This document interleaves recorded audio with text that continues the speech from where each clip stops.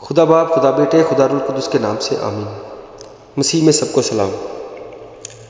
ہمارا آج کا ٹاپک ہے بائبل والدین کی فرمانبرداری کرنے کے متعلق کیا کہتی ہے۔ اپنے ماں اور باپ کی عزت اور فرمانبرداری کرنے کے بارے میں خدا کی طرف سے براہ راست حکم دیا گیا ہے۔ افسیوں 6:1 اے فرزندو، خداوند میں اپنے ماں باپ کے فرمانبردار رہو کیونکہ یہ واجب ہے۔ اس آیت میں استعمال ہونے والا لفظ فرمانبردار والدین کی عزت کرنے کے ساتھ جڑا ہے۔ افسیوں 6:2-3 اپنے باپ کی اور ماں کی عزت کر تاکہ تیرا بھلا ہو اور تیری عمر زمین پر دراز ہو۔ یہ پہلا حکم ہے جس کے ساتھ وعدہ بھی ہے، تیرا بھلا ہو اور تیری عمر زمین پر دراز ہو۔ عزت کرنے کا مطلب محض عزت کرنے والا رویہ رکھنے سے بہت زیادہ بڑھ کر ہے۔ اس کا مطلب ہے کہ والدین کی بہت زیادہ عزت کرتے ہوئے ان کی فرمانبرداری کرنا ہے۔ دل میں ناخوشگوار رویہ رکھتے ہوئے فرمانبرداری کرنا اس حکم کی مناسب تعمیل نہیں ہے۔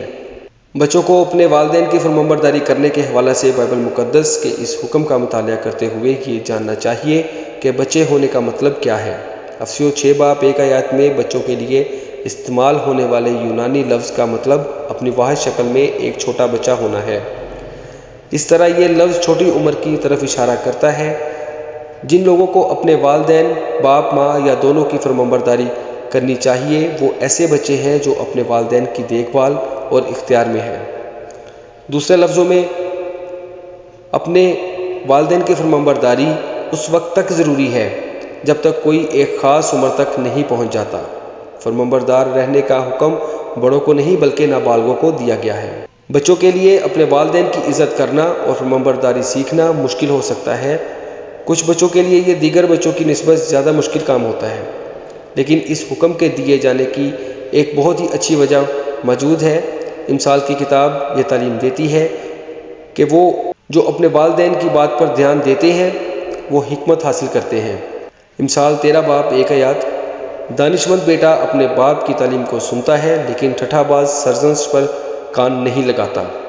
بچے بڑے ہونے کے دوران اپنے ماں اور باپ کی عزت کرنا اور ان کے فرمانبرداری کرنا سیکھیں تاکہ وہ دانشمندی کے ساتھ اپنی زندگی گزار سکیں۔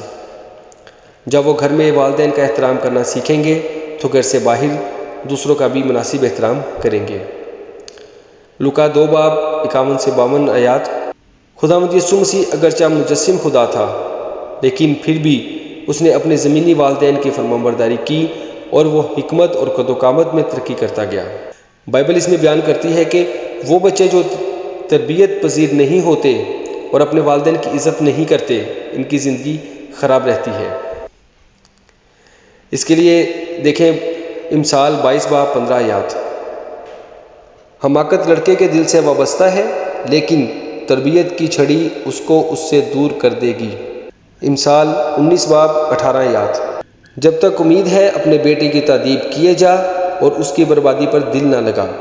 امثال 29:15 چھڑی اور تنبیہ حکمت بخشتی ہے لیکن جو لڑکا بے تربیت چھوڑ دیا جاتا ہے اپنی ماں کو رسوا کرے گا۔ چونکہ یہ بچوں کی ذمہ داری ہے کہ وہ اپنے ماں باپ کی تابعداری کریں، والدین کی بھی یہ ذمہ داری ہے کہ وہ انہیں خدا کی راہوں پر چلانے کے لیے ان کی تربیت کریں۔ افسیوں 6:4 اے اولاد والو، تم اپنے فرزندوں کو غصہ نہ دلاؤ بلکہ خداوند کی طرف سے تربیت اور نصیحت دے دے کر ان کی پرورش کرو۔ لیکن اگر کسی کے والدین خدا کی طرف سے ملنے والے ان احکام کو نہیں مانتے تو بھی بچوں کے لیے یہ حکم ہے کہ وہ اپنے والدین کی عزت کریں اور ان کے فرمانبردار رہیں۔ ہمارے لیے سب سے بڑھ کر ہماری حتمی ذمہ داری تو یہ ہے کہ ہم خدا سے محبت کریں اور اس کی فرمانبرداری کریں۔ اس نے بچوں کو حکم دیا ہے کہ جیسے جیسے وہ بڑے ہوتے ہیں وہ اپنے والدین کی فرمانبردار رہیں۔ اگر والدین کی ہدایت براہ راست خدا کی واضح مرضی کے خلاف ہو تو یہ ان کی بات نہ ماننے کی واحد مناسب وجہ ہو سکتی ہے۔ اس صورت میں بچوں کو ان والدین کی بجائے اپنے خدا کی فرمانبرداری کرنی چاہیے۔